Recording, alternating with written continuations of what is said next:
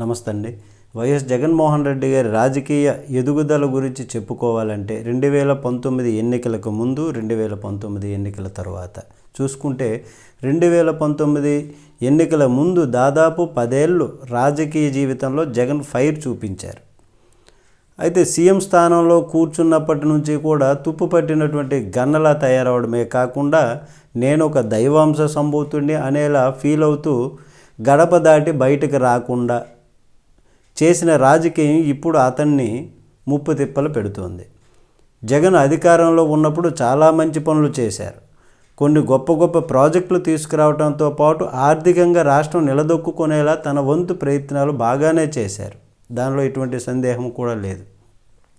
అయితే వాటి గురించి జగన్ ప్రభుత్వానికి అప్పట్లో చెప్పుకునేటటువంటి ఉత్సాహము మూడు లేకపోయింది. పైగా గంజాయి, లిక్కరు, ఇసుక పాలసీ, ఋషికొండ ప్యాలెస్ ఇలా తప్పుల మీద తప్పులు చేస్తూ వాటి గురించి ఏమాత్రం కూడా లెక్క చేయకుండా జేబులో డబ్బులు చూసినటువంటి ప్రతి పేదోడు నన్ను కాదనడు, పక్క పార్టీ గడప తొక్కే సాహసం చేయడు అన్నటువంటి బుర్రలేనటువంటి ఆలోచనతో కార్యకర్తల బుర్రలను కూడా చెడగొట్టి ఈరోజు తాడేపల్లిలో ఫెయిల్యూర్గా తన రాజకీయాన్ని మలుచుకున్నాడు జగన్మోహన్ రెడ్డి అని చెప్పవచ్చు.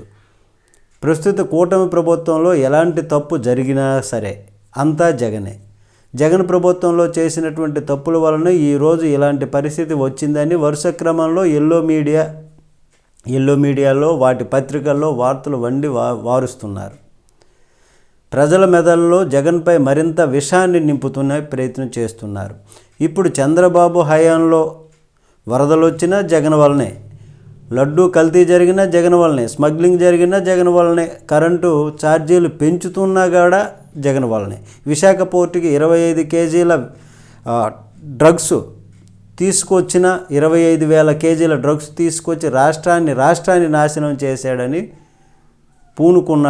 నాశనం చేయడానికి పూనుకున్నాడని ఇలా జగన్మోహన్ రెడ్డి పైన పుంకాలుగా వార్తలు రాస్తూ ఇలా ఏది జరిగినా జగన్ చేసిన తప్పులు ఈరోజు రాష్ట్రానికి శాపాలుగా మారాయని చెబుతూ ఉంటున్నటువంటి పరిస్థితి. మరోవైపున రాష్ట్రానికి ఏమైనా అవార్డులు వచ్చినా రివార్డులు వచ్చినా మాత్రం గత 6 నెలలుగా మేము చేసినటువంటి ఘనత అని చెప్పుకుంటే మా పరిపాలన, సుపరిపాలన, మంచి పరిపాలన అందించడం వల్లనే ఇట్లాగా జరిగిందని చెప్పుకునేటటువంటి పరిస్థితి.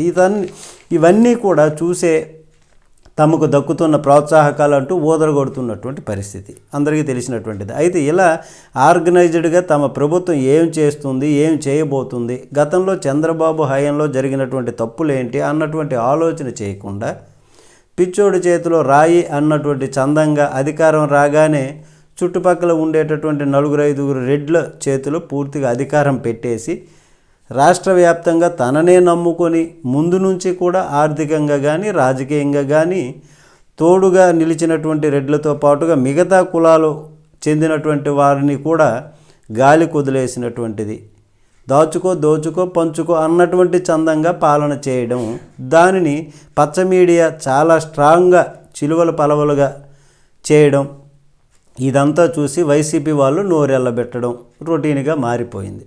ఒకవైపు జగన్ను దెబ్బతీస్తూ రెడ్ బుక్ రాజ్యాంగంలో మొదటి భాగాన్ని మంత్రి లోకేష్ ఆధ్వర్యంలో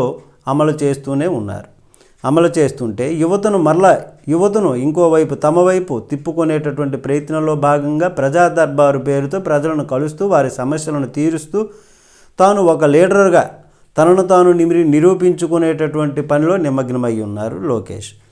గతంలో వైసీపీ వాళ్ళు లోకేష్ను పప్పు, దీనికి పనికిరాడు, మాట్లాడలేడు, తప్పులు మాట్లాడతాడు, అన్నిన్ని కూడా అనేటటువంటి హేళన చేసినటువంటి ఆ విధంగా చేశారు. ఇప్పుడు ఆ లోకేష్ చాకచక్యంగా ఎటువంటి తప్పులు దొరలకుండా జాగ్రత్త పడుతూ వైసీపీ అనుకూల మీడియాను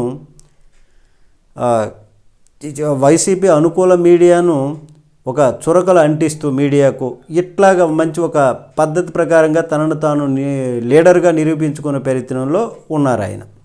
ఇలా పక్కా ప్లాన్తో శ్రద్ధగా ఒక గోడ కడుతున్నట్టు, గులాబీ మొక్కకు అంటు కడుతున్నట్టు కూటమి ప్రభుత్వం చాలా జాగ్రత్తగా తమ హయాంలో జరుగుతున్నటువంటి తప్పుల్ని కూడా జగన్ వైపు వేలెత్తేలా చేస్తూ చూపిస్తూ వారు చేసే ఆరోపణలు వైసీపీ నేతలకు ప్రతిరోజు కడుక్కోవడానికి సమయం సరిపోక కింద మీద పడడం చూస్తుంటే అధికారం రావడం ముఖ్యం కాదు, దాన్ని నిలబెట్టుకోవడం ముఖ్యం.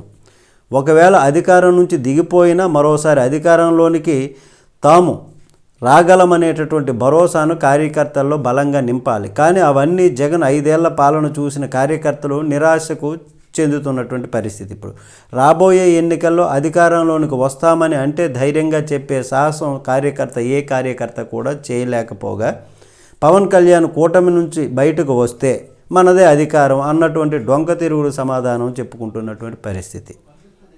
ఈ లెక్కన వారి మాటలు చూస్తుంటే పవన్ కళ్యాణ్ చంద్రబాబును వదలడు, జగన్ అధికారంలోనికి రాడు అని వైసీపీ కార్యకర్తలు చెప్పకనే చెబుతున్నారా అనేటటువంటి సందేహం ఇప్పుడు కలుగుతోంది.